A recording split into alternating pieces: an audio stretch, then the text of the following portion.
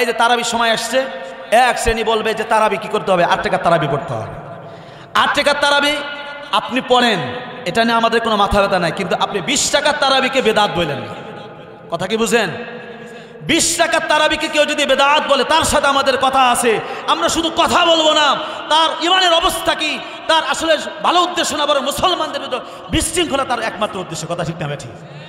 কারণ যে আমল একদম শত শত বছর ধরে চলে আসছে, মসজিদের নববীতে 20 টাকাত আপনার সাহাবায়ে কেরামের আমলে হযরত ওমর ফারুক রাদিয়াল্লাহু তাআলা 20 টাকা তারাবি নামাজ পড়ছে উনার জামানায়। ওমর ফারুকের সুন্নাত 20 টাকা তারাবি, নাউজুবিল্লাহ বলেন। আল্লাহ রসুল 20 টাকা তারাবি পড়েন নাই। আর রাসূলুল্লাহ সাল্লাল্লাহু আলাইহি ওয়াসাল্লাম বিখ্যাত সাহাবী হযরত ওমর ফারুক রাদিয়াল্লাহু তাআলা নতুন করে নিজের পক্ষ থেকে 20 টাকা তারাবি পড়বেন আর সাহাবী কেরাম মাইনা নেবেন, এটা কখনোই হতে পারে না। সম্মানিত হাজিরিন, আপনারা কেমন আছেন?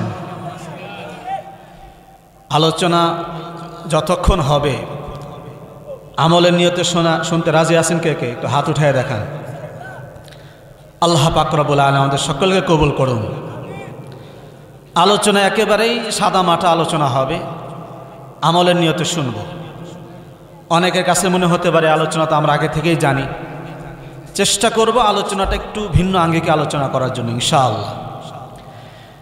ইসলামের ভূমিকা ছাড়াই আলোচনা শুরু হচ্ছে, কারণ প্রধান আলোচক উনি আসবেন 10টার ভিতরে ইনশাআল্লাহ চলে আসবেন। আমি এর মধ্যেই আল্লাহর কাছে দোয়া করি, আপনারাও দোয়া করবেন, এমন কিছু কথা আমার জবানের জন্য আল্লাহ পাক রব্বুল আলামিন বের করে দেন, যে আলোচনাগুলো আমার আপনার ইমানের জন্য, জিন্দেগির জন্য কাজে দেবে।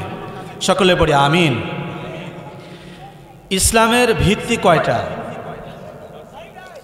ইসলামের ভিত্তি কয়টা জানা আছে কার কার?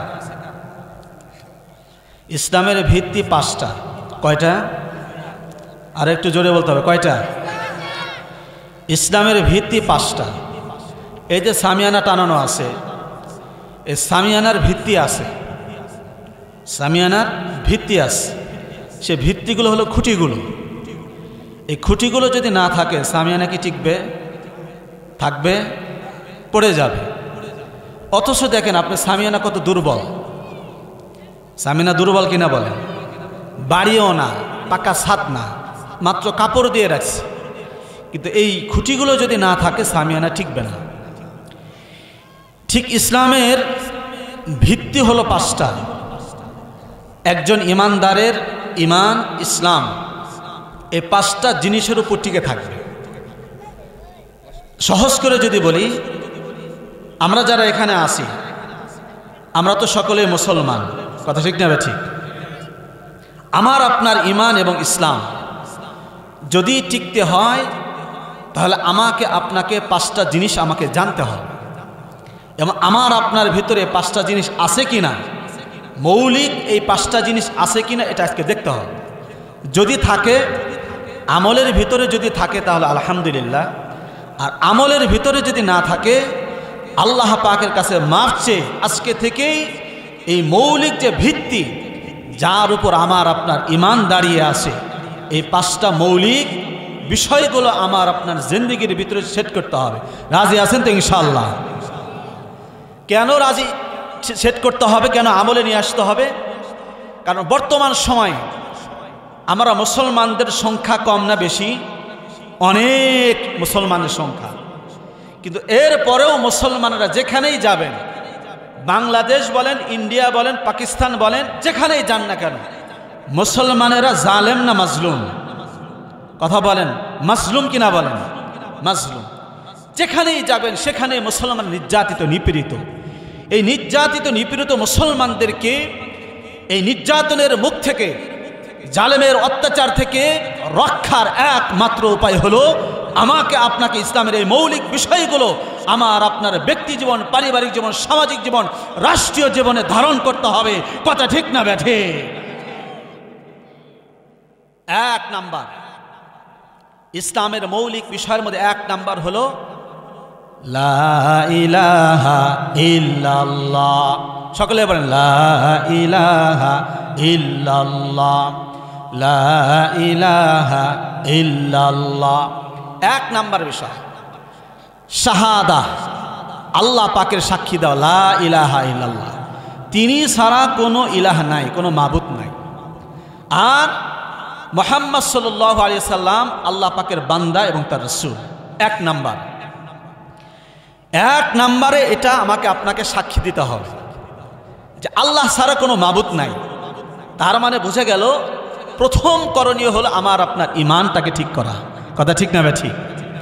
আমার আপনার ঈমান যদি ঠিক না থাকে, হাজারো আমল করলেন, প্রতি বছর আপনি হজ করছেন, ওমরা করছেন, যাকাত দিচ্ছেন, সব করছেন, কিন্তু ঈমানের সমস্যা, আমল কবুল হবে? কথা বলেন, কবুল হবে? আপনি টিউবওয়েল আপনি চাপছেন, নিচে কলস রেখেছেন, কিন্তু কলসটা টিউবওয়েলের মুখে নাই, আর এক জায়গায় আছে। আপনি সারাদিন যদি চাপেন, আপনার কলস কি ভরবে? ভরবে না। তার মানে শর্ত আছে। কলস ভরার জন্য শর্ত হলো টিউবওয়েলে পানি থাকতে হবে, জায়গা মতো রাখতে হবে। কথা ঠিক না ঠিক?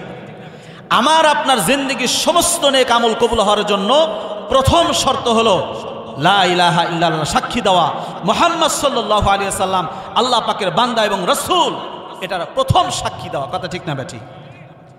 দেখতে হবে আমার আপনার ঈমান আছে কি নাই। প্রশ্ন করতে পারেন, হুজুর আমরা ঈমানদার, এত বড় প্রশ্ন করলেন ঈমান আছে না নাই? আমরা যদি একটু ভালো করে খুঁজে দেখি, আমরা দেখব যে অনেক মুসলমান নামাজ পড়ে, অনেক মুসলমান যাকাত দেয়, অনেক মুসলমান হজ করে, অনেক মুসলমান রোজা রাখে, কিন্তু ঈমানের সমস্যা। কারণ আল্লাহ কয়জন? একজন। এই আল্লাহ যে এক, এই সাক্ষ্য তৎকালীন সময়ের মুশরিকরাও দিত। আল্লাহ পাক রব্বুল আলামিন কোরআনে কারীমের ভিতরে স্পষ্ট করে বলেন, ওয়ালা ইন সাআলতাহুম মান খালাকাস সামাওয়াতি ওয়াল আরদা লা ইয়াকুলুন্নাল্লাহ।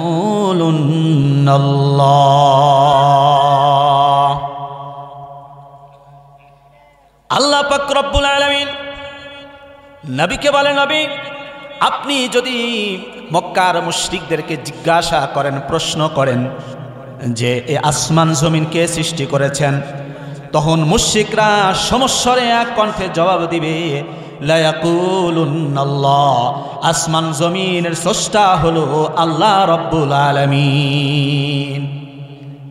কোরআনে কারীমের বিভিন্ন জায়গায় আল্লাহ পাক রব্বুল আলামিন যে এক, আল্লাহ রব্বুল আলামিন যে আসমান জমিনের স্রষ্টা, এটা তারা স্বীকার করে নিয়েছেন।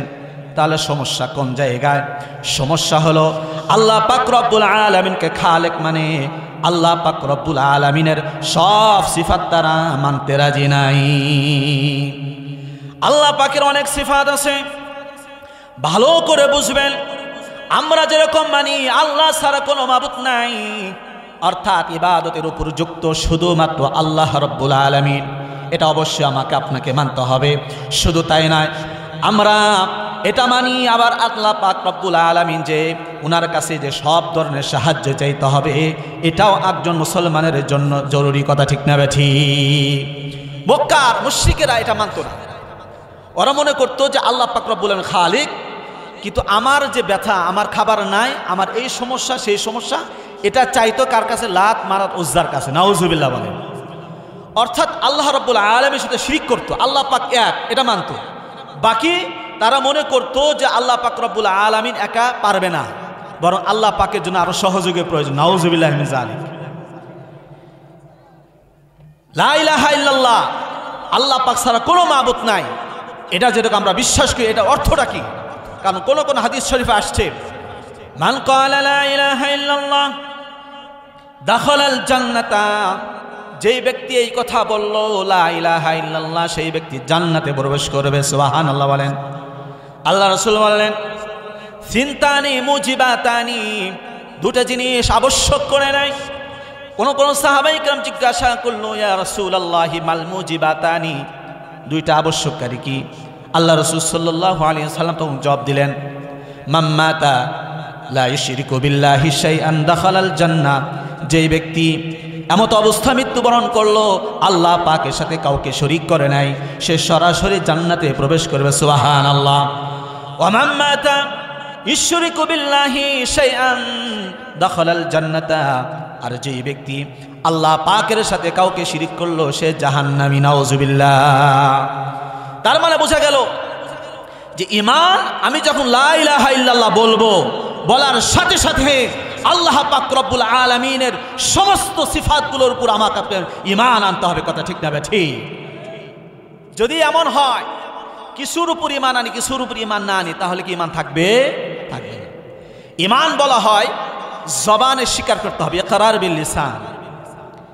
আমি যে আপনি যে ঈমানদার, এটার জন্য জরুরি হলো তিনটা বিষয়। এক নাম্বার বিষয় হলো জবানে স্বীকার করতে হবে যে আমি আল্লাহ পাকের প্রতি, রসুলের প্রতি ঈমান আল্লাহ। দুই নাম্বার বিষয় হলো অন্তরে বিশ্বাস করতে হবে। জবানে বললাম, অন্তরে বিশ্বাস যে হ্যাঁ আমি যে জবানে বললাম আল্লাহ পাকের প্রতি ঈমান আনলাম, রসুলের প্রতি ঈমান আনলাম, এরপরে আরো বিশ্বাস করতে হবে, অন্তরের ভিতরে দিলে বিশ্বাস করতে হবে যে না আমি জবানে যেটা বলেছি আমার অন্তরে সেটা সাক্ষী দেয়। কেউ যদি মুখে বলে কিন্তু অন্তরে যদি বিশ্বাস না করে, তার নাম হলো মুনাফিক। তার নাম কি বলেন? মুনাফিক। আর জবানে বিশ্বাস করছে, স্বীকার করছে, অন্তরে বিশ্বাস করছে, কিন্তু আমল যদি না করে, এই ব্যক্তিকে বলা হয় ফাসিক। তাহলে দেখুন, একজন ঈমানের দাবিদার জন্য প্রথম শর্ত হলো জবানে স্বীকার করতে হবে, অন্তরে বিশ্বাস করতে হবে, আমলের মাধ্যমে প্রকাশ করতে হবে। কথা ঠিক না বেঠি? প্রিয় সম্মানিত হাজিরিন, লা ইলাহা ইল্লাল্লাহ পড়লে জান্নাতে যাওয়া যায়। আল্লাহ রসুল বললেন যেই ব্যক্তি লা ইলাহা ইল্লাল্লাহ পড়বে সে জান্নাতে যাবে। উম্মতের উলামায়ে কেরাম বলেছেন এর মানে হলো লা ইলাহা ইল্লাল্লাহ এমন একটা কালিমা, যেই কালিমা যে পাঠ করবে সাথে সাথে তার ইসলামের অন্যান্য সমস্ত বিষয়গুলো তার উপর আবশ্যক হয়ে যাবে এবং ওই সমস্ত বিষয়গুলোকে তাকে স্বীকার করতে হবে, তাহলেই সে ঈমানদার। কথা ঠিক না বেঠি? এখন আপনার কাছে প্রশ্ন, আল্লাহ পাক রব্বুল আলামিন কোরআনে কারিমের ভিতরে নামাজের কথা বলেছেন। কথা ঠিক না বেঠিক? নামাজের কথা বলেছেন, যাকাতের কথা বলেছেন, হজের কথা বলেছেন, উমরার কথা বলেছেন, অন্য অন্য নেক আমলের কথা বলেছেন, কিন্তু আল্লাহ পাক রব্বুল আলামিন এটাও তো বলেছেন ওয়াসসারিকু ওয়াসসারিকাতু ফাকতুউ আইদিয়াহুমা জাযাআম বিমা কাসাবা নাকালাম মিনাল্লাহ। আল্লাহ পাক রব্বুল আলামিন যেই কোরআনের ভিতরে নামাজের কথা বললেন, যাকাতের কথা বললেন, হজের কথা বললেন, আল্লাহ পাক রব্বুল আলামিন সেই কোরআনের ভিতরে বললেন চোর যদি চুরি করে, নির্দিষ্ট পরিমাণ যদি চুরি করে, প্রমাণ যদি হয়ে যায়, সাথে সাথে তার হাতটা কর্তন করে দাও। আল্লাহু আকবার বলেন। প্রশ্ন হলো এই আয়াতের উপর কয়জন ঈমান আছে? কথা ঠিক না ঠিক? আপনি দেখবেন, কারণ এই আয়াতের বিধান বাস্তবায়ন করার জন্য আমরা কিন্তু চেষ্টা করি না। একদিকে আমরা বলছি যে আমরা ঈমানদার, কিন্তু আল্লাহ পাক রব্বুল আলামিন বলছে চোর যদি নির্দিষ্ট পরিমাণ চুরি করে তার হাতটা কেটে দাও। এটার ব্যাপারে কিন্তু আমরা একেবারে উদাসীন। শিরিক কাকে বলে? শিরিক করলে যে ঈমানের ভিতরে শিরিক থাকবে সেই ঈমান আল্লাহ পাক রব্বুল আলামিন কবুল করবে না। বড় বড় যে শিরিক যদি আমরা চিন্তা করি, এক নাম্বার শিরিক বলতে পারি শিরিক ফিল উলুহিয়া, ইলাহের ক্ষেত্রে শিরিক। আমরা মুসলমান আলহামদুলিল্লাহ মোটামুটি যারা বুঝমান, আমরা কেউ এ কথা বলবো না যে আল্লাহ পাকের শরীক আছে। কেউ কি স্বীকার করব? কেউ বলবো না। দুই নাম্বার শিরিক ফিল ইবাদা, ইবাদতের মধ্যে শিরিক করা। আল্লাহ পাকের ইবাদত করব, আবার অন্য কারোর ইবাদত করব, একজন মুসলমান কি মানতে পারে? মানতে পারে না। কিন্তু তিন নম্বরে এসে আমরা দেখেন আমাদের কি অবস্থা। শিরিক ফিল হাকিমিয়া, শিরিক ফিল হাকিমিয়া অর্থাৎ আল্লাহ পাক রব্বুল আলামিন একমাত্র হুকুমদাতা, বিধানদাতা, শুধুমাত্র আল্লাহর জমিনে ব্যক্তি জীবন, পারিবারিক জীবন, সামাজিক জীবন, রাষ্ট্রীয় জীবনে শুধুমাত্র আল্লাহ পাকের বিধান চলবে। কোনো তন্ত্র মন্ত্র, মানব রচিত কোনো রচনা চলবে না, কোনো নিয়ম চলবে না। কথা ঠিক না বেঠে? আমরা দেখেন এই জায়গায় পিছিয়ে আছি। আমরা আল্লাহ পাককে মানছি, কিন্তু যখনই বলা হলো বিধানদাতাকে, ব্যক্তি জীবনে কার আইন চলবে বলেন? কার আইন চলবে বলেন? সামাজিক জীবনে কার আইন চলবে? রাষ্ট্রীয় জীবনে কার আইন চলবে? সর্বক্ষেত্রে আল্লাহ পাক রব্বুল আলামিনের আইন চলবে। এই কথা যখন বলা হয়, দেখা যায় আমাদের অনেক মুসলমান ভাই বুঝে হোক না বুঝে হোক দূরে সরে যায়। তাহলে ঈমানের অবস্থা কি দেখেন। অথচ আল্লাহ পাক রব্বুল আলামিন এই কোরআন আমাদেরকে দিয়েছেন। আমি আপনি যদি নিজেকে মুসলমান হিসাবে দাবি করি, মুসলমান হিসাবে নিজেকে যদি সাব্যস্ত করতে চাই, আল্লাহ পাক রব্বুল আলামিন সূরাতুল বাকারার ভিতরে বলে দিয়েছেন, ইয়া আইয়ুহাল্লাযীনা আমানু দুখুলু ফিস-সিলমি কাফা। আল্লাহ পাক রব্বুল আলামিন পবিত্র কালামুল্লাহ শরীফের ভিতরে বলেছেন, হে ঈমানদারেরা, তোমরা পরিপূর্ণ মুসলমান হয়ে যাও, ইসলামের মধ্যে প্রবেশ করো। ওয়ালা তাত্তাবিউ খুতুওয়াতিশ শাইতান ইন্নাহু লাকুম আদুউম মুবিন।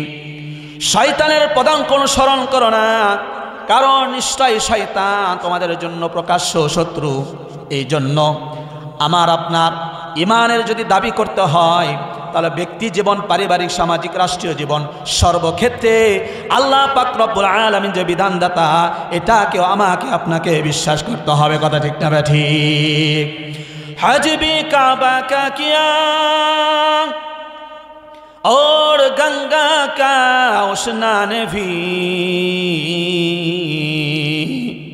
हज भी काबा का किया और गंगा का स्नान भी, खुश रहे रहमान भी, खुश रहे शैतान भी। কবি বলেন, তুমি তোমার জিন্দেগিতে একদিকে আল্লাহকে খুশি করতে চাও, আর একদিকে শয়তানকে খুশি করতে চাও, তুমি কিভাবে মুসলমান? কথা ঠিক না ঠিক? তার মানে বোঝা গেল, প্রথম আমার আপনার করণীয় হলো আমার আপনার ঈমানটাকে মজবুত করা। খুব ভালো করে বুঝবেন, এতটুকু অন্তত ভালো করে বুঝবেন যে হ্যাঁ, আমার ব্যক্তি জীবন, পারিবারিক জীবন, সামাজিক জীবন, রাষ্ট্রীয় সর্বক্ষেত্রে আল্লাহ পাকের বিধান মানতে হবে। নামাজ কেউ যদি অস্বীকার করে, তার ঈমান থাকবে? কথা বুঝেন, ভালো করে বুঝেন। যাকাতকে যদি অস্বীকার করে, ঈমান থাকবে? হজকে কেউ যদি অস্বীকার করে, ঈমান থাকবে? ঈমান থাকবে না। কোনো মুসলমান যদি এই কথা বলে যে ঈমান আমার ঈমান, আমি ঈমান আল্লাহ, কিন্তু শুধুমাত্র ব্যক্তি জীবনে ঈমান থাকবে শুধুমাত্র মসজিদের ভিতরে, মাদ্রাসার ভিতরে, ঈমান রাষ্ট্রীয় পর্যায়ে কেমন যায়, ঈমান ইসলামের কোরআন রাষ্ট্রীয় পর্যায়ে আদালতে বাস্তবায়ন কিভাবে সম্ভব হবে, এই কথা যদি কেউ বলে, সে ইসলাম থেকে বের হয়ে যাবে। কথা ঠিক না ঠিক? এটা স্বীকার করতে হবে। আপনি দেখেন, আমরা যেটা করি, আল্লাহ পাক চাইলে মাফ করবেন, সেটা কোনটা? আপনাকে প্রশ্ন করলাম, ভাই আপনি নামাজ পড়েন না কেন?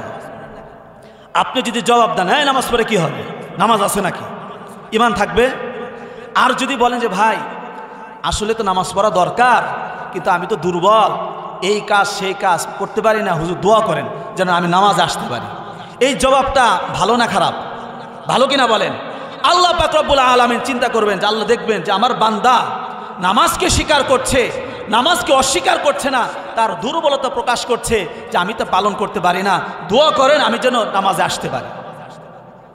যাকাত প্রশ্ন করো, ভাই আপনার যাকাত ফরজ, যাকাত কেন দেন না?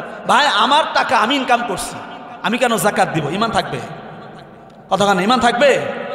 কারণকে জিজ্ঞাসা করো, তুমি তোমার এত সম্পদ আল্লাহ রাস্তায় দান করো, কারণ কি জবাব দিও? আমি এই সম্পদ অর্জন করছি, আমার সম্পদ, আমার মেধা দিয়ে আমি এত এত সম্পদের মালিক।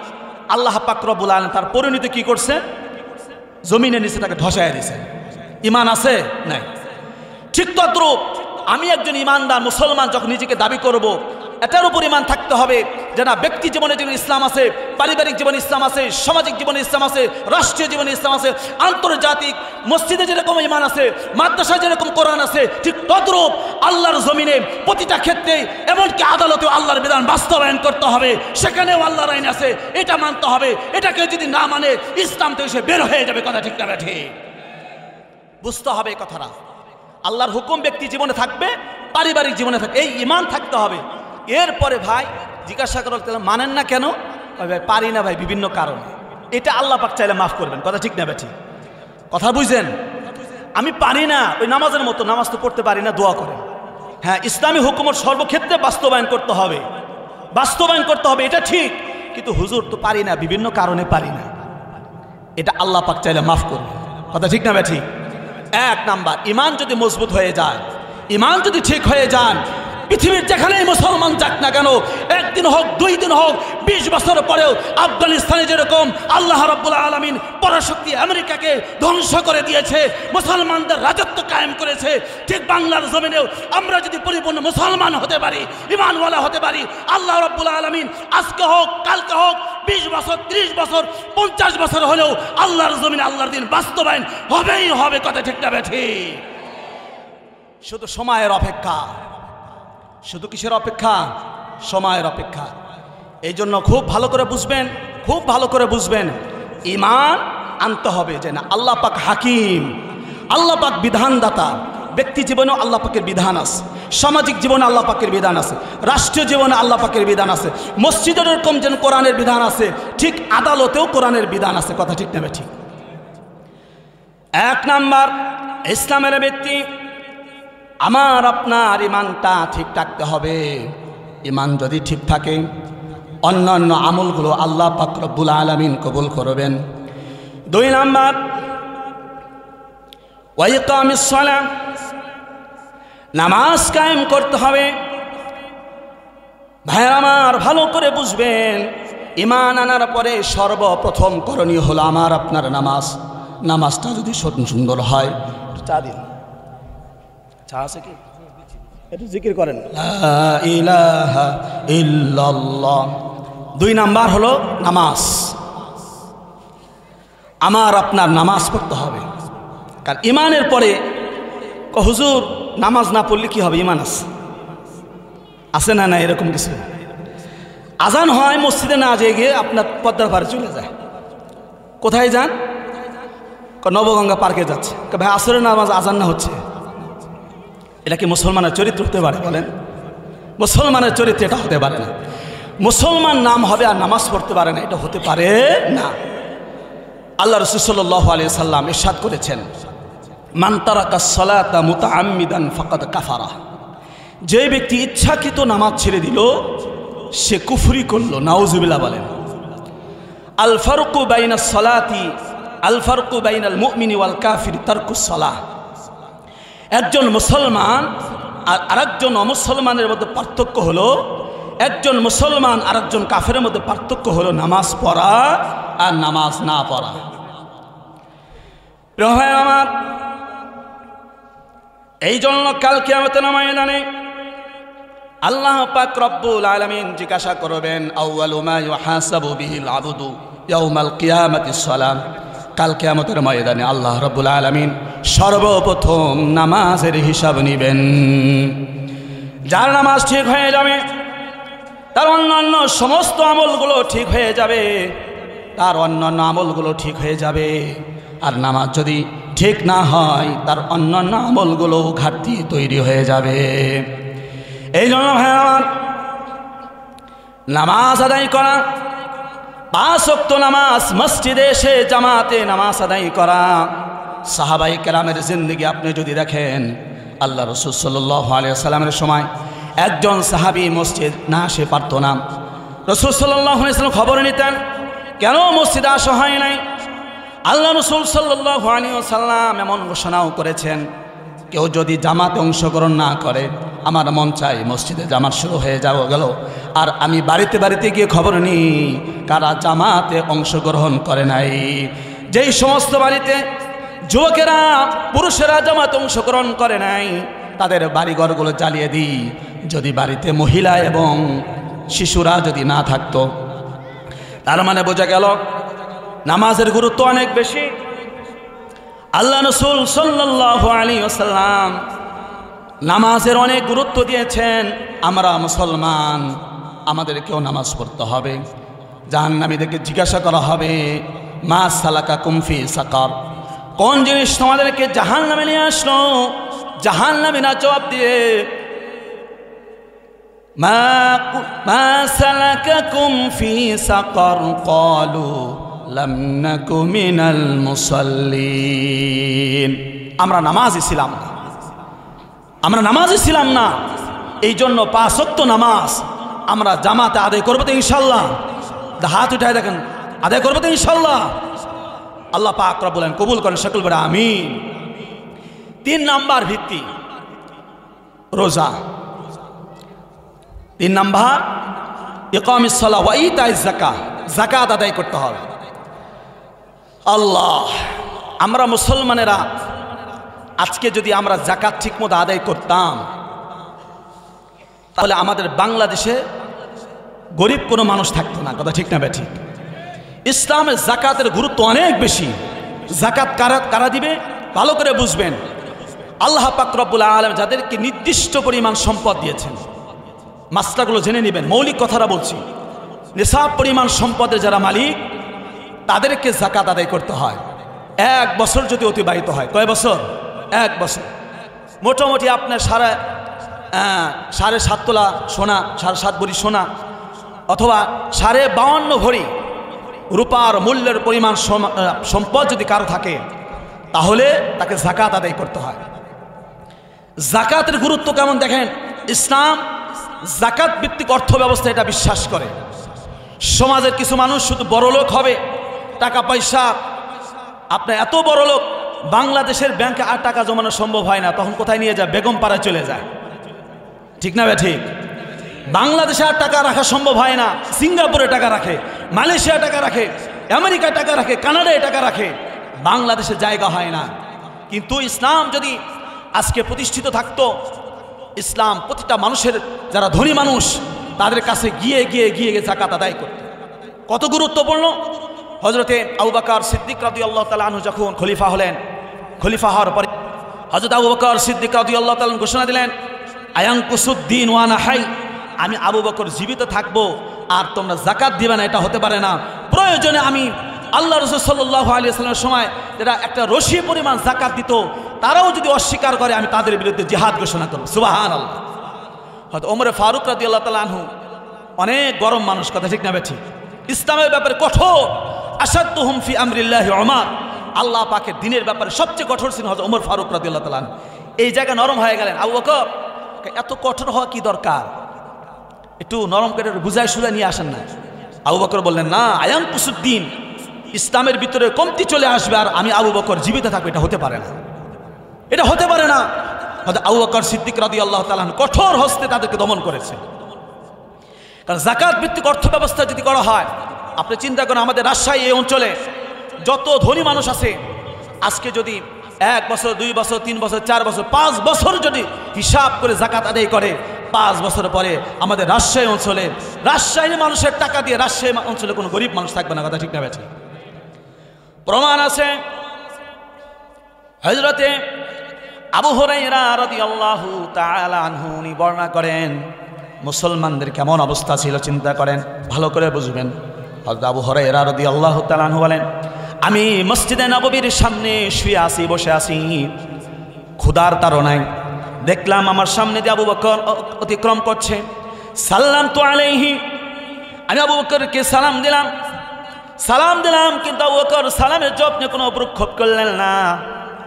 আর ওমর আসলো, ওমরকেও সালাম দিলাম, ফাসাল্লামতু আলাইহি, তাকেও সালাম দিলাম, কিন্তু সালামের কোনো জবাব নাই। হযরত আবু হুরায়রা রাদিয়াল্লাহু তাআলা আনহু বলেন, আসলে আমার সালাম দেওয়ার উদ্দেশ্য ছিল না, আমার প্রচণ্ড খিদা লেগে গেছে, আমি সালাম দিলাম এই কারণে উনারা আমাকে বাড়িতে নিয়ে যাবে, একটু খাওয়াবে, এই উদ্দেশ্যই মূলত সালাম দেওয়া। হযরত আবু হুরায়রা, আল্লাহ রাসূল সাল্লাল্লাহু আলাইহি ওয়াসাল্লামের বিখ্যাত সাহাবী আবু হুরায়রা, উনি বলেন, আসলে আবু বকর কি আমাকে সালামের জবাব দেবে, কি আমার জন্য আপ্যায়ন করবে, মেহমানদারি ব্যবস্থা করবেন, ওমর কি ব্যবস্থা করবেন? আসলে তাদের বাড়িতেই তো খাবার দাবারের ব্যবস্থা নেই। এমন করুণ অবস্থা। হযরতে আবু হুরায়রা রাদিয়াল্লাহু তাআলা বলেন, এরপরে আল্লাহ রাসূল সাল্লাল্লাহু আলাইহি ওয়াসাল্লাম আসলেন। আসার পরে আমি সালাম দিলাম, ফাসাল্লামতু আলান নবী সাল্লাল্লাহু আলাইহি ওয়াসাল্লাম, আল্লাহ রাসূল সালামের জবাব দিলেন। আল্লাহ রাসূল বুঝতে পেরেছেন, সালামের উদ্দেশ্য বুঝতে পেরেছেন। আল্লাহ রাসূল আমাকে ধরে নিয়ে মসজিদে নববীতে গেলেন। আহলুস সুফফা অনেক সাহাবায়ে কেরাম মসজিদে নববীর সাথে ইলম শিক্ষা অর্জন করেন, ইলম শেখেন।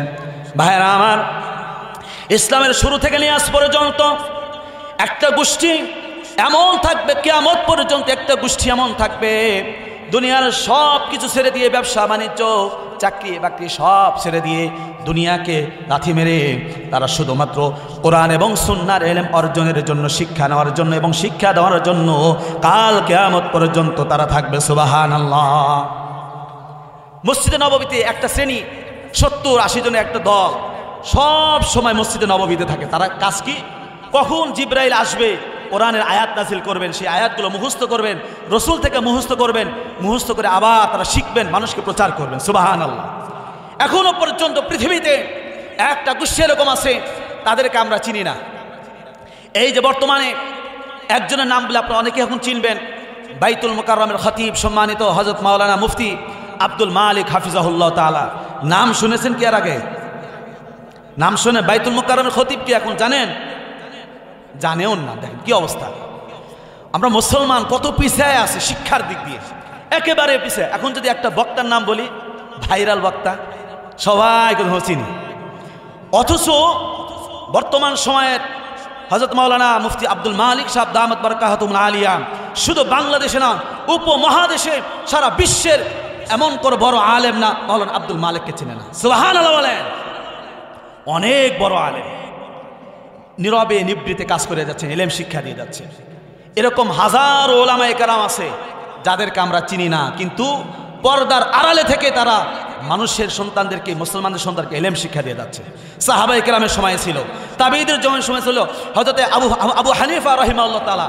আজকে যাকে অনেকে আমরা অনেক সময় গালমন্দ করি আবু হানিফা, কথা ঠিক না বেঠি?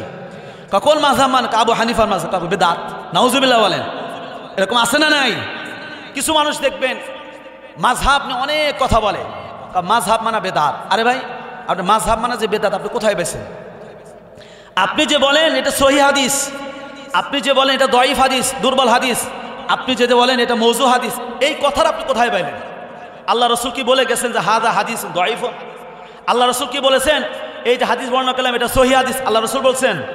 কথা বলেন, আল্লাহ রাসূল বলছেন নাকি পরবর্তী যুগের ইমামরা বলছেন? কথা বুঝেন নাই প্রশ্ন না? আল্লাহ রাসূল তো হাদিস বর্ণনা করে গেছেন, সাহাবায়ে কেরাম হাদিস বর্ণনা করছেন। এই যে হাদিসের হুকুম লাগানো, এই হাদিসটা সহিহ, এই হাদিসটা দয়ীফ, এটা কারা লাগাইছেন? মুহাদ্দিসিনে কেরাম, উনারা লাগাইছেন। হাদিস বর্ণনা করার পরে দেখেছেন যে হাদিসের অবস্থাটা কি, ওনার খুঁজে খুঁজে খুঁজে করে বের করছেন যে আচ্ছা এই হাদিসটার সনদের ভিতরে দুর্বলতা আছে, এই হাদিসের সনদের ভিতরে কোনো সমস্যা নাই। এটা পরবর্তীতে হয়েছে। মাযহাব মানা ছাড়া আপনি টিকতে পারবেন না। কোরআন হাদিস আমি আপনি যদি বলি যে সহজ আপনি বুঝবেন, সম্ভব? আপনি যে নামাজ পড়েন, নামাজ শিখছেন কার থেকে? ইমাম সাহেবের থেকে শিখছেন। তা আপনি ইমাম সাহেবকে যদি আপনি ইমাম মানেন, হুজুর মানেন, তার মানে এটাই আপনার মাযহাব, এটাই মাযহাব। এখন বর্তমান সময়ে আপনি আলেমকে মানবো নাকি রাসূলুল্লাহ সাল্লাল্লাহু আলাইহি ওয়াসাল্লাম, সাহাবায়ে কেরামকে যারা দেখেছে, ইমামে আযম আবু হানিফা রাহমাতুল্লাহ আলাইহি, তাকে আমরা মানি। আমাদের জন্য নিরাপদ হলো তাদেরকে মানা, কারণ কোরআন এবং সুন্নাহ তার এই পরিমাণ গবেষণা করেছেন, সুবহানাল্লাহি ওয়া বিহামদিহি, তারা নিজেদের জীবনকে কুরবান করে দিয়েছেন। আল্লাহু আকবার। এই জন্য যারা অনেক মানুষ দেখবেন যে সমাজের ভিতরে বিশৃঙ্খলা, এই যে তারাবি সময় আসছে, এক শ্রেণী বলবে যে তারাবি কি করতে হবে? 8 টাকার তারাবি পড়তে হবে। 8 টাকার তারাবি আপনি পড়েন, এটা নিয়ে আমাদের কোনো মাথা ব্যথা নাই, কিন্তু আপনি 20 টাকার তারাবিকে বেদাত বললেন না। কথা কি বুঝেন? 20 টাকার তারাবিকে কেউ যদি বেদাত বলে, তার সাথে আমাদের কথা আছে। আমরা শুধু কথা বলবো না, তার ইমানের অবস্থা কি, তার আসলে ভালো উদ্দেশ্য না, বরং মুসলমানদের ভিতর বিশৃঙ্খলা তার একমাত্র উদ্দেশ্য। কথা ঠিক না ঠিক? কারণ যে আমল একদম শত শত বছর ধরে চলে আসছে, মসজিদের নববীতে 20 টাকাত, আপনার সাহাবায়ে কেরামের আমলে হযরত ওমর ফারুক রাদিয়াল্লাহু তাআলা 20 টাকা তারাবি নামাজ পড়ছে উনার জামানায়। ওমর ফারুকের সুন্নাত 20 টাকা তারাবি। নাউজুবিল্লাহ বলেন। আল্লাহ রসুল 20 টাকা তারাবি পড়েন নাই। আর রাসূলুল্লাহ সাল্লাল্লাহু আলাইহি ওয়াসাল্লাম বিখ্যাত সাহাবী হযরত ওমর ফারুক রাদিয়াল্লাহু তাআলা নতুন করে নিজের পক্ষ থেকে 20 টাকা তারাবি পড়বেন আর সাহাবী কেরাম মাইনা নেবেন, এটা কখনোই হতে পারে না। এই জন্য সম্মানিত হাজিরিন, অনেক সময় দেখবেন আমাদের কাছে আসে না, যায় কোথায়? সাধারণ মুসলমানদের ভিতরে বিশৃঙ্খলা তৈরি করে দেয়। এরকম কেউ যদি কথা বলে, বিজ্ঞ ওলামায়ে কেরামের কাছে নিয়ে যাবেন, দেখবেন আর কথা বলবেন। অর্থাৎ আপনি মাযহাব মানা ছাড়া আপনি কল্পনা করতে পারেন ইমান, আপনি ইসলাম পালন করতে পারবেন না, কঠিন হয়ে যাবে। এই জন্য ডক্টর জাকির নায়েক কিছুদিন আগে, এখন তো ইন্ডিয়াতে নাই, এক সময় উনার কিছু কিছু মাসলার ব্যাপারে হযরত ওলামায়ে কেরাম বিরোধিতা করছেন, সব বিষয় না, কিন্তু মাসলার ব্যাপারে কিছু কিছু মাসলার ব্যাপারে উনি যখন মালয়েশিয়া গেলেন, হযরত ওলামায়ে কেরামের সোহবতে থাকলেন, আর অনেক পড়ালেখা করলেন, পড়ালেখা করার পরে দীর্ঘ সময় স্টাডি করার পরে উনি সর্বশেষ যে সিদ্ধান্ত দিয়েছেন সেটা হলো এই বর্তমান সময়ে সারা বিশ্বের 4টা মাযহাব, ইমাম আবু হানিফা রহমতুল্লাহ মাযহাব, হানাফি মাযহাব, শাফিঈ মাযহাব, হাম্বলি মাযহাব, মালিকি মাযহাব, 4ই মাযহাব সহিহ হওয়ার ব্যাপারে ডক্টর জাকির নায়েক উনি সহিহ হওয়ার ব্যাপারে ফতোয়া দিয়েছেন। সুবহানাল্লাহ। এই জন্য বিভ্রান্তি আমরা হব না। অনেক সময় দেখবেন মহিলাদেরকে মসজিদে আনার জন্য অনেক মানুষ চেষ্টা করে, না, কোনো প্রয়োজন নাই। আমরা তো বলি কোন সমস্ত মসজিদে আমরা মহিলা আসবে, বাজারে মসজিদ যেখানে আপনার মহিলারা চলে গেছেন, বাজার করতে গেছেন, বিভিন্ন কাজে গেছেন, সেখানে মহিলাদের জন্য আলাদা নামাজের জায়গা রাখা যায়। কিন্তু যেখানে ব্যবস্থা নাই মহিলাদের, এই সমস্ত অঞ্চল যেখানে কোনো প্রয়োজন নাই, সেখানে মহিলাদের জামাত কোনো সুযোগ নাই। কারণ এটা অনেক ফিতনা। হযরতে আম্মা জান আয়েশা রাদিয়াল্লাহু তাআলা বলেন, রাসূল সাল্লাল্লাহু আলাইহি ওয়াসাল্লাম যদি দেখতেন মহিলাদের কি অবস্থা, তা আল্লাহ রাসূল সাল্লাল্লাহু আলাইহি ওয়াসাল্লাম মহিলাদেরকে মসজিদে যেতে দিতেন না। সুবহানাল্লাহ। এই জন্য মহিলাদের এই বিষয়গুলো তো আমাদের কিছু ভাই, সমাজের কিছু ভাই, আমাদের দেশের কিছু ভাই অনেক সময় এই ধরনের কথাবার্তা বলে, আমরা তাদের কথা কান দিব না। হানাফি মাযহাব মানে আলহামদুলিল্লাহ অনেক অনেক ওলামায়ে কেরাম মাযহাব আছে। আপনি সৌদি আরবে যান, সৌদি আরবে গিয়ে দেখবেন হারাম শরীফের যে লাইব্রেরি, আমি নিজে দেখেছি, হারাম শরীফের লাইব্রেরিতে হানাফি মাযহাবের অনেক কিতাব আছে। মসজিদে নববীর যে বিশাল লাইব্রেরি, আপনি ওখানে যে দেখবেন মসজিদ নববীর লাইব্রেরিতেও হানাফি মাযহাবের কিতাব আছে। হানাফি মাযহাবের কিতাব, হানাফি মাযহাব যদি সহিহ না হতো তাহলে মসজিদে হারাম এবং মসজিদে নববীর লাইব্রেরিতে থাকবে, এটা কল্পনা করা যায়? কল্পনাই করা যায়। এই জন্য আমরা বিভ্রান্তিতে আমরা কান দিব না। তারা 8 টাকা পড়ছে না কি পড়ছে তারা আমল করুক, কিন্তু যখনই বলবে যে 20 টাকার তারাবি বিদআত, মহিলাদেরকে মসজিদে আনতেই হবে, এই সমস্ত যারা কথা বলবে তাদের কথা আমরা কখনোই আমরা মানব না। তার মানে বোঝা গেল হযরত আবু হুরায়রা রাদিয়াল্লাহু তাআলা আনহুকে রাসূলুল্লাহ সাল্লাল্লাহু আলাইহি সাল্লাম মসজিদে নববীতে নিয়ে গেলেন। সাহাবায়ে কেরাম একটা দল, তারা সবসময় ইলম অর্জন করে, তাবিরা ইলম অর্জন করেছে, তাবিঈন, আইম্মায়ে মুজতাহিদিন ওনারা ইলম অর্জন করেছেন। আপনারা শুনে আশ্চর্যান্বিত হয়ে যাবেন, আমাদের এই ভারত উপমহাদেশে যখন ব্রিটিশরা এই ভারত উপমহাদেশ দখল করে নেয়, তখনও এই উপমহাদেশে অনেক মাদ্রাসা ছিল, মাদ্রাসার জায়গা ছিল। ব্রিটিশরা যখন দখল করে নেয়, এই অঞ্চলের ওলামায়ে কেরাম চিন্তা করলেন ইলম তো চর্চা করতে হবে, কারণ ইলমের চর্চা যদি না থাকে তাহলে মুসলমান থেকে দিন চলে যাবে, আর মুসলমান থেকে যখন দিন চলে যায় তখন মুসলমানদের চেতনা আর থাকবে না। এই কারণে কিছু ওলামায়ে কেরাম দেখবেন কষ্ট করে হলেও মাদ্রাসায় চাকরি করে, মসজিদগুলোতে তারা আবাদ করে রাখছে। এই জন্য ওলামায়ে কেরামকে সম্মান করবেন, মর্যাদা দিবেন, ভালোবাসবেন। কারণ কিয়ামত পর্যন্ত আল্লাহ পাক রব্বুল আলামিন বলেন, ফালাউলা নাফারা মিন কুল্লি ফিরকাতিন মিনহুম তাইফাতুল লিয়াতাফাক্কাহু ফিদ্দীন। একটা দল কিয়ামত পর্যন্ত সহিহ ইলম চর্চার জন্য কিয়ামত পর্যন্ত থাকবে। যাই হোক, হযরতে আবু হুরায়রা রাদিয়াল্লাহু তাআলা আনহু বলেন, সাহাবায়ে কেরামের অবস্থা কষ্ট করে চলেন। আবু হুরায়রার পেটের ভিতর ক্ষুধা। কিছুদিন যাওয়ার পরে ইসলামী খেলাফত যখন প্রতিষ্ঠা হয়ে গেল, হযরত ওমরের জামানা চলল, ওসমান রাদিয়াল্লাহু তাআলা জামানা চলার পরে একটা সময় মানুষের অবস্থা এরকম হয়ে গেল। হযরত আবু হুরায়রা রাদিয়াল্লাহু তাআলা আনহু বলেন, একটা সময় আবু হুরায়রা না খেয়ে থাকতো, আর আবু হুরায়রা এখন তার নাক পরিষ্কার করে রেশমি রুমাল দ্বারা। সুবহানাল্লাহ। কেমন অবস্থা তৈরি হয়ে গেল! যাকাতের টাকা নিয়ে বের হয়েছে, রাস্তায় রাস্তায় এলাকায় এলাকায় খোঁজে, যাকাত নেওয়ার মতো মানুষ খুঁজে পায় না। জিজ্ঞাসা করছে, দেখা হয়েছে, ভাই আমার কাছে কিছু টাকা আছে, যাকাতের টাকা দিতে চাই। ভাই আমাকে কিসের যাকাতের টাকা দিবেন? আমিও তো যাকাতের টাকা নিয়ে রাস্তায় রাস্তায় ঘুরছি। সুবহানাল্লাহ। বাংলাদেশেও যদি যাকাত ভিত্তিক অর্থ ব্যবস্থা যদি চালু হয়ে যায়, আল্লাহ পাক রব্বুল আলামিন এই বাংলাদেশের জমিনে এমন এমন বরকত দিবেন, আমরা এটা কখনো কল্পনাও করতে পারবো না। প্রশ্ন হলো, এই যাকাত ভিত্তিক অর্থ ব্যবস্থা এটা কারা বাস্তবায়ন করবে? অন্য মানুষ তো বাস্তবায়ন করবে না। যাকাত ভিত্তিক অর্থ ব্যবস্থা, সমাজ ব্যবস্থা তখনই চালু হবে যখন আমরা রাষ্ট্রীয় পর্যায়ে ইসলামকে প্রতিষ্ঠা করতে পারবো। কথা ঠিক না ঠিক? ইসলামী শরিয়ার যিনি প্রধান থাকবেন, খলিফা থাকবেন, রাষ্ট্রনায়ক যিনি থাকবেন, উনি হুকুম জারি করে দিবেন প্রত্যেক ধনী মানুষকে তার সম্পদে 2.5% যাকাত আদায় করতে হবে, লাখে 2,500 টাকা যাকাত আদায় করতে হবে। এভাবে যদি আমরা যাকাত আদায় করতে পারি, আমাদের বাংলাদেশের জমিনেও আল্লাহ পাক রব্বুল আলামিন বরকত দিয়ে দিবেন। সুবহানাল্লাহ। এই জন্য প্রিয় ভাই আমার, আল্লাহ রব্বুল আলামিন আমাকে আপনাকে যাদেরকে অর্থনৈতিক উন্নতি দিয়েছেন, হিসাব করে যাকাত আদায় করব, কারণ কাল কিয়ামতের ময়দানে যারা যাকাত আদায় করব না, আল্লাহ রাব্বুল আলামিন সেই সম্পদগুলো বিষাক্ত সাপে পরিণত হয়ে ওই যাকাত অস্বীকার যাকাত যারা আদায় করবে না তাদেরকে ধ্বংসন করতে থাকবে। নাউজুবিল্লাহ। প্রিয় ভাই আমার, 1 নাম্বার ঈমান, 2 নাম্বার নামাজ, 3 নাম্বার যাকাত, 4 নাম্বার রোজা। আল্লাহ পাক রব্বুল আলামিন কোরআনে কারিমের ভিতরে বলেছেন, ইয়া আইয়ুহাল্লাযীনা আমানু কুতিবা আলাইকুমুস সিয়াম কামা কুতিবা আলাল্লাযীনা মিন ক্বাবলিকুম লাআল্লাকুম তাত্তাকুন। আল্লাহ পাক রব্বুল আলামিন রোজা আমাদের উপর ফরজ করেছেন। রোজাকে ফরজ করে দিয়েছেন। আল্লাহ পাক বলেন, যেরকম পূর্ববর্তী মানুষের উপর রোজা ফরজ ছিল, প্রাপ্ত বয়স্ক সুস্থ আমরা যারা আছি আমাদের প্রত্যেককে রমজানের রোজা আদায় করতে হবে। উদ্দেশ্য কি? আল্লাহ পাক রব্বুল আলামিন লাআল্লাকুম তাত্তাকুন, যাতে করে তোমরা তাকওয়া আল্লাহর ভয় অর্জন করতে পারো। সুবহানাল্লাহ। তাকওয়া বড় কোটি আপনার জরুরি বিষয়, কারণ আল্লাহর ভয় যদি না থাকে একজন মানুষ তার দ্বারা যে কোনো অন্যায় হতে পারে। কথা ঠিক না ঠিক? আল্লাহর ভয় নাই, সে মানুষ যা কিছু মন চায় সে করতে পারবে।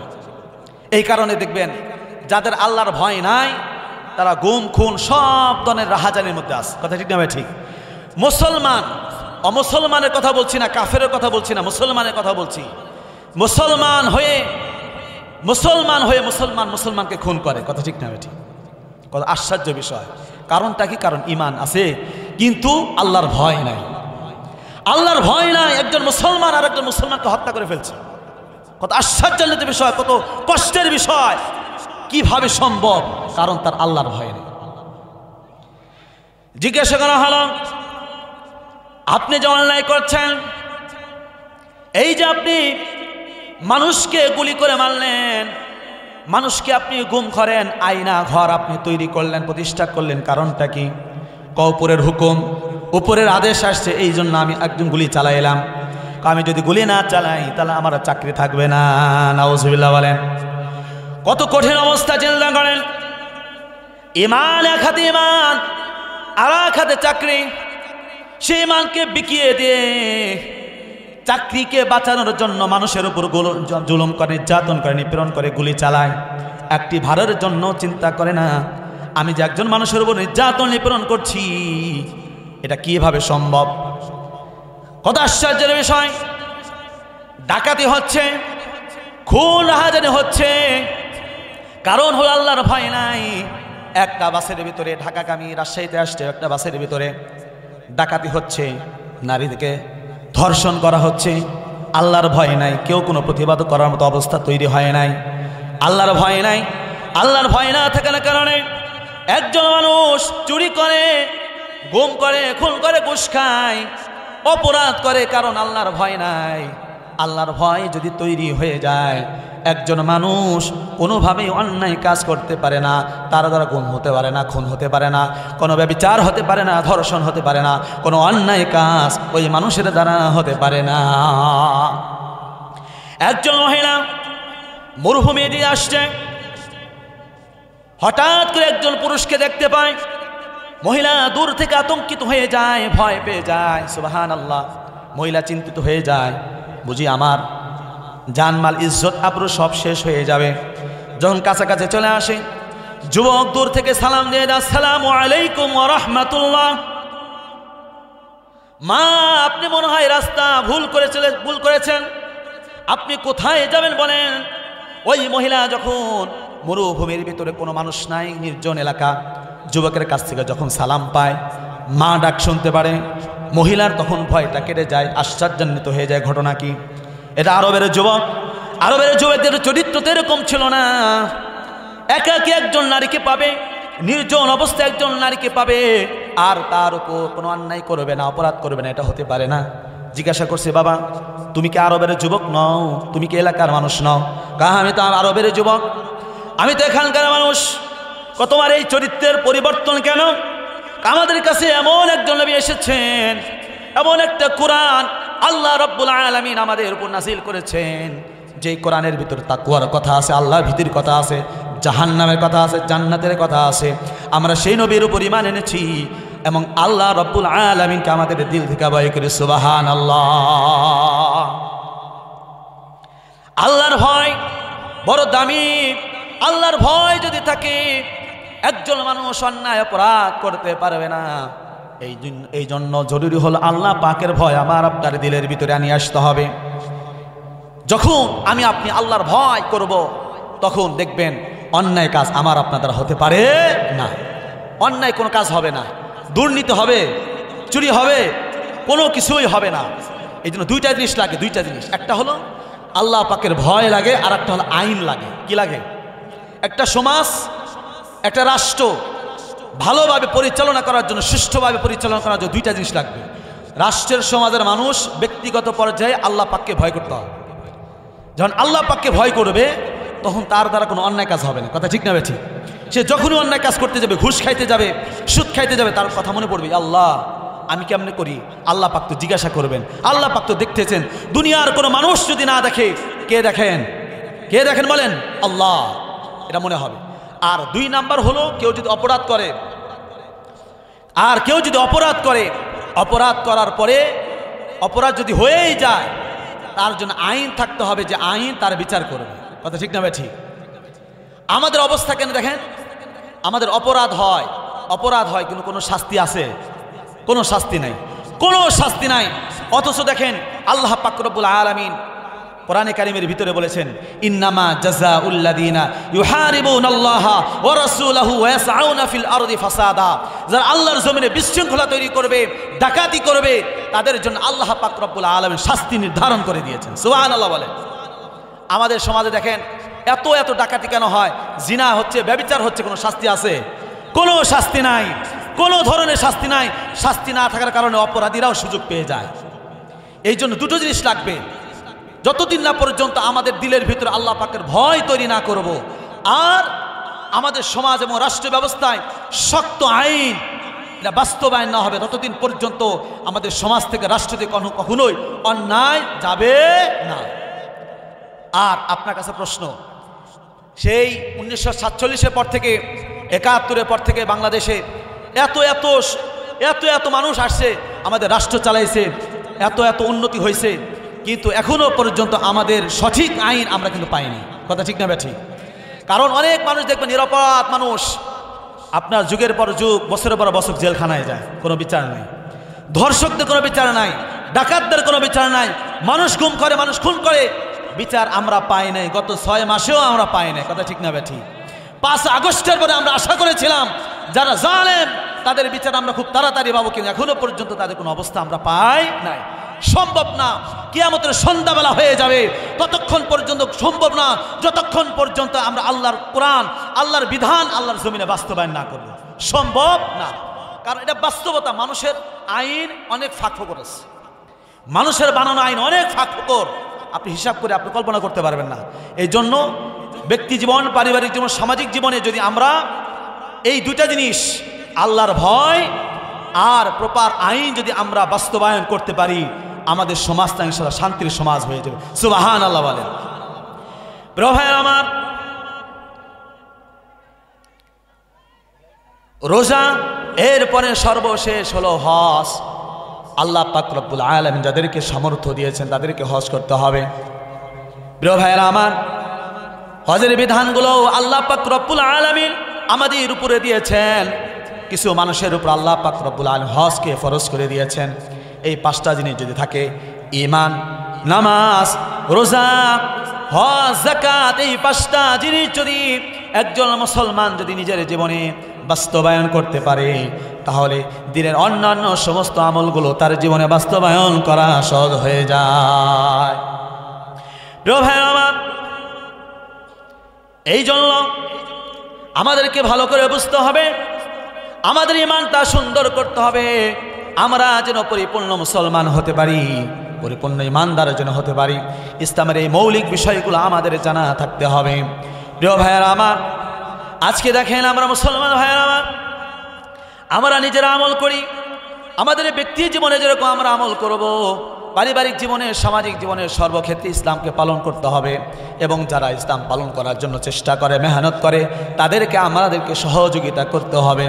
আল্লাহ পাক রব্বুল আলামিন সূরাতুল মাইদার ভিতরে বলেন, ওয়াতাআওয়ানু আলাল বিররি ওয়াত তাকওয়া। আল্লাহ পাক বলেন, তোমরা পরস্পরে নেক কাজে সহযোগিতা করো, কারণ সমাজের কিছু মানুষ থাকবে, কিছু ভাইয়েরা থাকবে, তারা নেক কাজ করার জন্য উদ্বুদ্ধ থাকবে, আর আমরা পিছন থেকে সামনে থেকে আমাদেরকে সেই সমস্ত কাজগুলো সহযোগিতা করতে হবে। কথা ঠিক না ঠিক? সাহাবায়ে কেরাম যেরকম তারা দিন পালন করেছেন, যখন ওনারা মদিনায় আসলেন, ইসলামের জন্য যখন প্রয়োজন হলো, আল্লাহ রাসূল ঘোষণা করলেন মসজিদে নববী নির্মাণ করা হবে। সাহাবায়ে কেরাম যার যা যা ছিল তাই নিয়ে তারা সহযোগিতা করেছেন, মহিলারা সহযোগিতা করেছেন। সাহাল ইবনে সুহাইল ছোট্ট ছোট্ট যুবক, ওনারাও চেয়েছিলেন তাদের জায়গাটা বিনামূল্যে রাসূল সাল্লাল্লাহু আলাইহি ওয়াসাল্লাম মসজিদের জন্য নিয়ে নেবে, কিন্তু আল্লাহ রাসূল সাল্লাল্লাহু আলাইহি ওয়াসাল্লাম নামে মাত্র মূল্য দিয়ে তাদের থেকে কিনে নিয়েছিলেন। সুবহানাল্লাহি ওয়া বিহামদিহি। সাহাবায়ে কেরাম, আনসার সাহাবায়ে কেরাম মুসলমানদেরকে, মুহাজিরদেরকে কেমন সহযোগিতা করলেন, ইসলামের কেমন উন্নতি করলেন। আল্লাহ রাসূল সাল্লাল্লাহু আলাইহি ওয়াসাল্লাম যখন বললেন মুহাজিরদেরকে তোমরা সাহায্য করো, সহযোগিতা করো, আনসার সাহাবায়ে কেরাম নিজেদের জমি ছিল 2 বিঘা জমি থাকলে 1 বিঘা আরেক ভাইকে দিয়ে দিয়েছেন। আরও যদি 2 জন স্ত্রী থাকতো, এক স্ত্রীকে তালাক দিয়েছেন, মুহাজিরকে দিয়ে দিয়েছেন, নাও তুমি আমার স্ত্রীকে বিবাহ করে নিয়ে নাও। এইভাবে তারা ইসলামকে সহযোগিতা করেছে। আজকে যদি আমরা আমাদের দিনটাকে যদি আমরা সহযোগিতা করি, ইসলামকে সহযোগিতা করি, তাহলে ইনশাল্লাহ ইনশাল্লাহ আমার আপনার মাধ্যমে ইসলামের উপকার হবে। কথা ঠিক না ঠিক?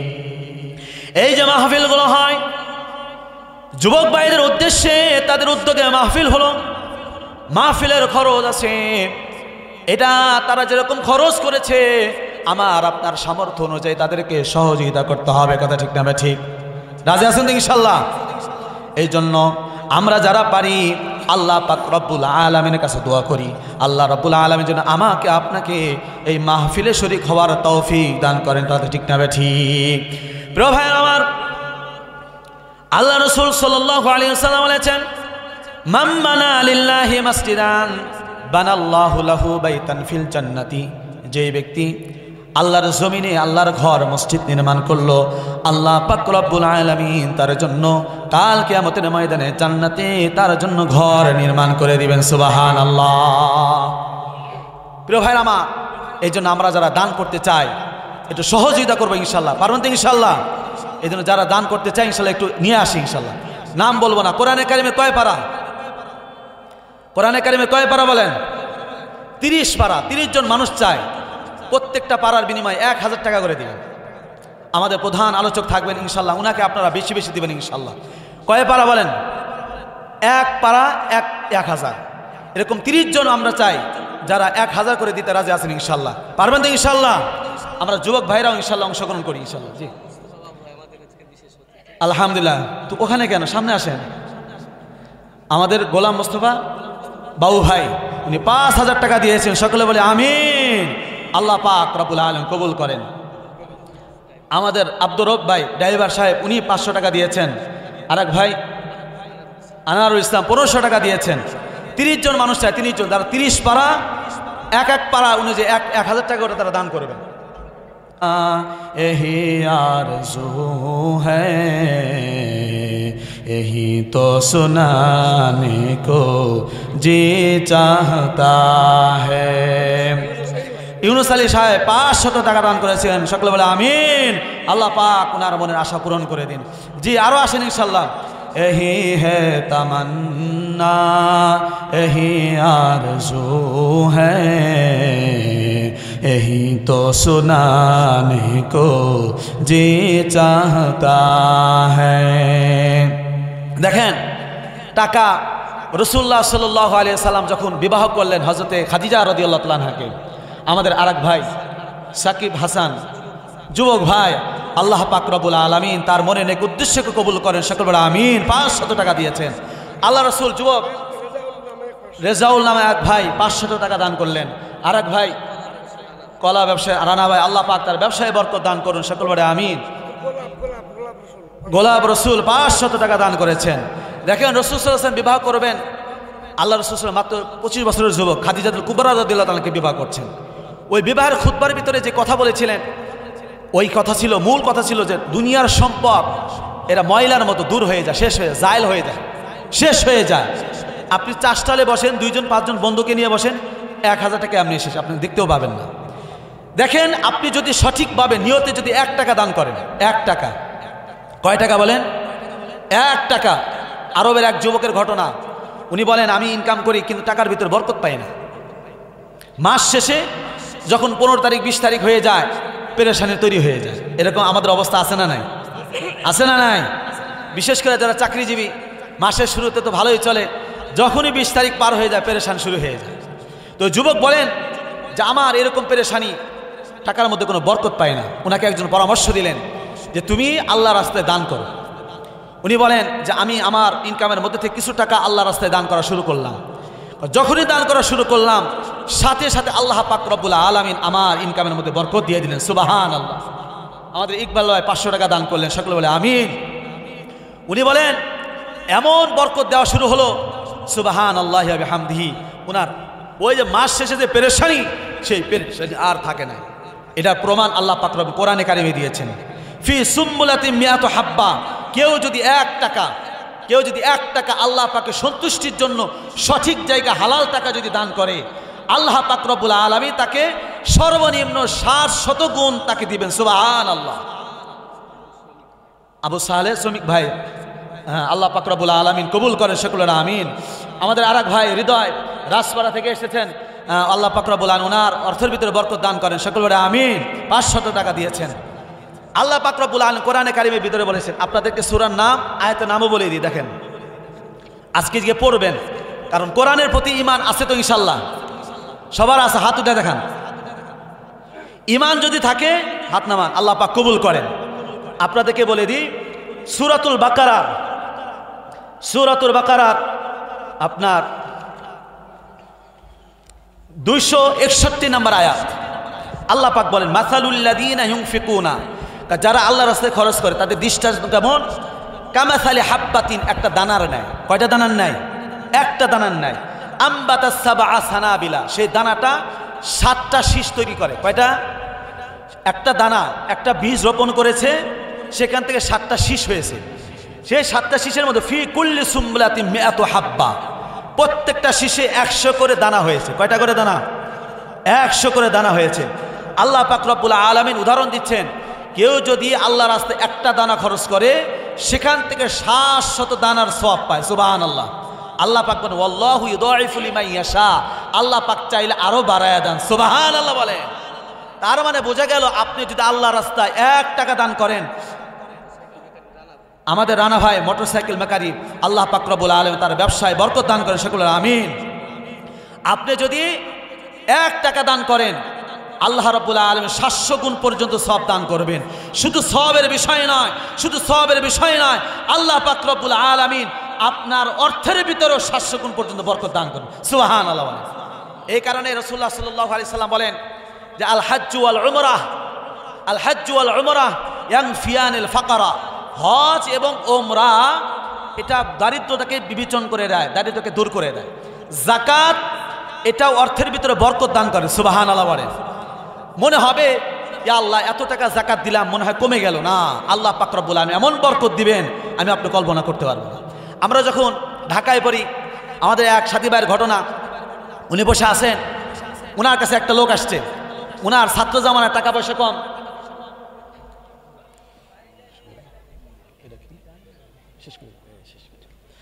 আমাদের এক ভাই ছাত্র ভাই, উনি বসে আছেন, একজন লোক আসছে, ছাত্র ভাইয়ের কাছে সাহায্য চাচ্ছেন। উনি বলেন যে আমার কাছে মাত্র 110 টাকা আছে। কয় টাকা?